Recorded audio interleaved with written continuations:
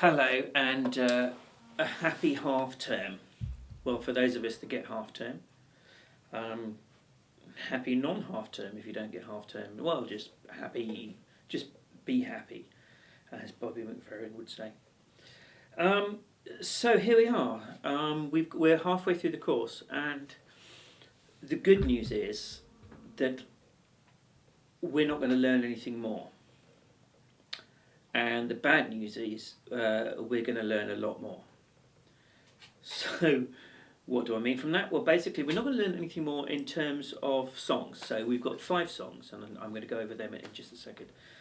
And but what we are going to learn more is the technique to play those songs, because the strategy that I considered when I was setting up this course with you was, should I bombard you with loads of stuff and hopefully you'll cope with it, or should I take you through the easy route of learning one thing and consolidating it? And I considered that, and I thought, well, actually you're an intelligent bunch, and you will be able to cope with lots of information and be able to extrapolate the information and use it for your own purposes. So basically what I've done is given you everything that you need to know in terms of strumming, finger picking, the chords that we're going to use, the techniques that go around using those chords. For example, using a golf ball.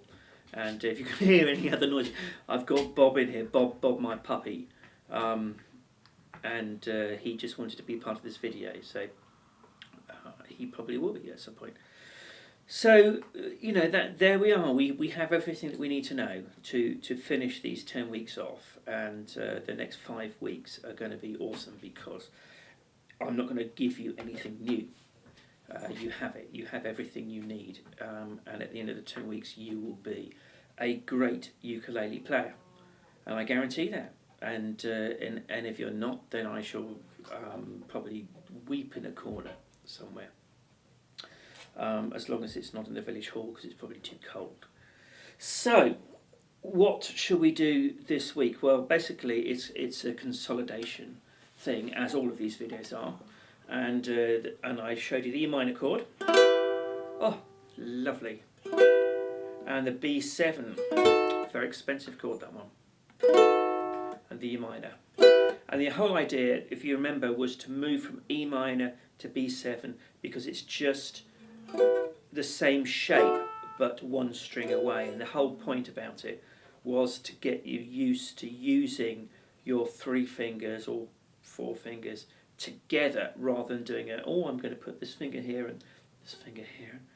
Oh yeah, that's a nice chord. I'm going to put this finger here and this finger here. Oh yeah. So it's really kind of doing this, and that's the practice that I asked you to do. And then kind of speeding it up, so you're kind of doing a 1, 2, 3, 4, 1, 2, 3, 4, and then half time, and then quarter time, and if you want to do 8th time, it's up to you. So there you go. That's what you were doing this week. And that was the reason for those chords. There's always a reason for everything I do, and the reason for those chords was that it's God rest ye merry gentlemen, and I said something else then. And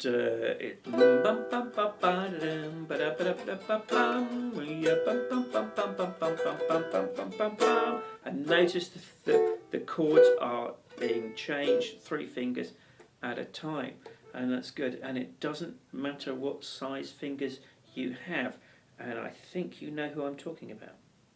So here we have the 3-finger thing. So Bob, could you get up? Thank you very much. Bob's just sitting on my notes, so thank you. And come here. There's a good boy.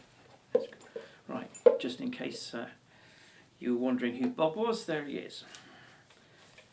He's the only ukulele dog playing dog in Morton Moral. Well, the north side of Morton Moral. So we started off basically with a whim away. So I want you to practice the whim away over half term, and it's very easy. And basically what I'm going to do is I'm going to give you the chords for everything. So with the email that you've just received from me, you will already have the chords there. So you've got them. What I want you to do with a whim away is do the slap chord, or the I sometimes call it the mute chord. So it's kind of slap mute. A whim away. So practice that. Just the way you are. The reason for doing that, the Bruno Mars song, was that basically to show you that there were 3 chords that can be played really close together: F, D minor, and B flat. There's F. Just add 1 finger for D minor, and then you've got this little sneaky B flat thing that's coming in there. Okay, so basically you need to do the F, the D minor, and then move your finger across, and we've done this before, just look at the other videos. So I want you to learn that. Somewhere over the rainbow, what I want you to practice is the picking out the fingers, picking out the chords with your fingers.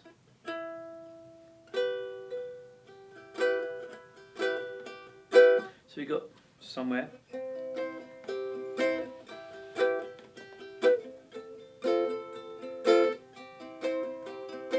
Boom, boom, boom, boom. Okay, so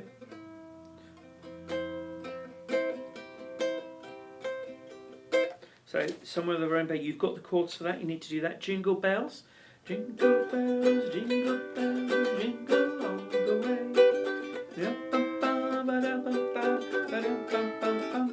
And remember that D. You can either do D like that or D like that. Doesn't matter what size fingers you have.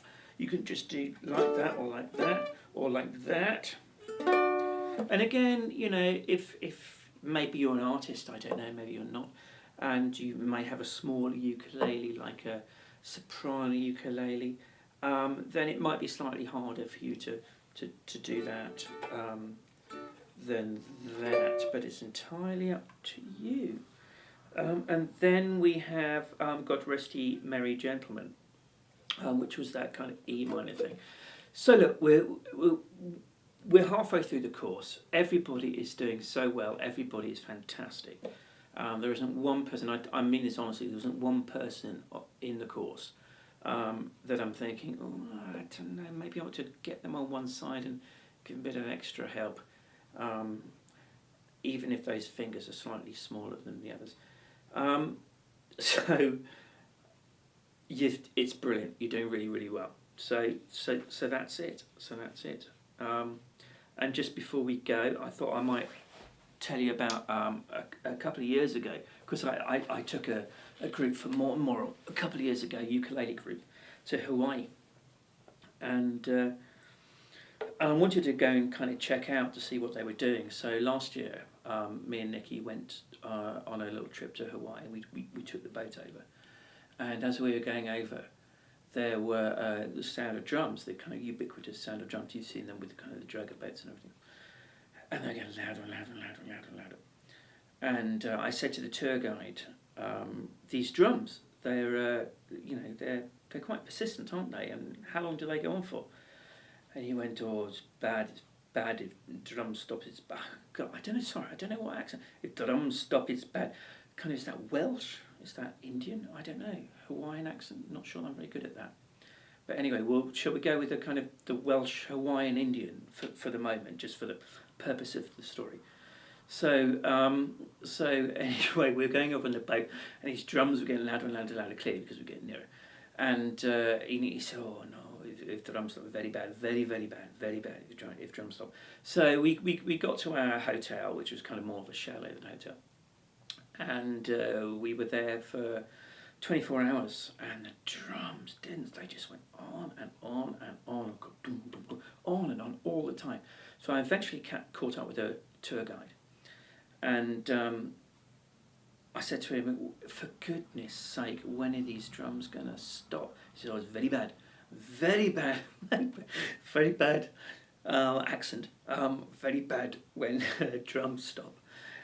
And then I saw him kind of the next morning, and I hadn't had a wink of sleep. Neither of us had, and it was terrible. And I just caught hold of him, and I just lost my rag at that point, and I kind of pushed him against the wall, which is really not what I do very often. And I said, "You've got to tell me what happens when the drums stop." He said, "Oh, it's very bad. When drums stop, it's molten mole ukulele solo."